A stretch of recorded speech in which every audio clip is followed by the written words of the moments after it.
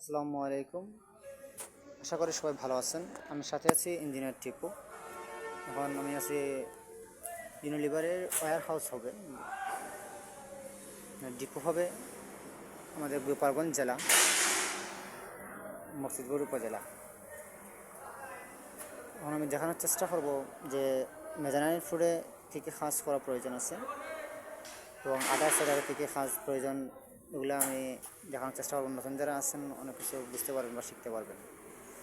মেজানাইট ফ্লোরে সব কিছু লাগানোর পরে যে স্ক্রু মারার পরে যে শেয়ার বোল্ট খুব গুরুত্বপূর্ণ, শেয়ার বোল্ট দেওয়া হয় যাতে এই যে ভীমে এটা ঢালাই দিলে আমরা কিন্তু এখানে জয়েন্ট হবে না, এদের চিকেন সেটার সাথে জয়েন্ট হয় না, এই জন্য আমরা শেয়ার বোল্ট ইউজ করি। এই যে শেয়ার বোল্ট আমরা ইউজ করছি, এই দেখতে পাচ্ছেন শেয়ার বোল্ট আমরা ইউজ করছি।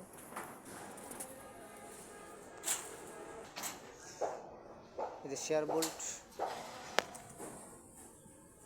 ইউজ করছি, ব্লক ইউজ করতেছি যাতে রোডের কাভারিং থাকে।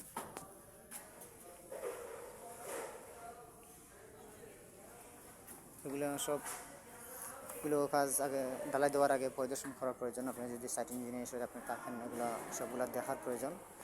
আর স্টিল বিল্ডিংয়ে সব কিছু নাট বোল্টগুলো টাইট আছে কিনা, যে অনেক জায়গায় নাট লাগানো হয় না, বোল্ট এই যে এখানে বাকি আছে,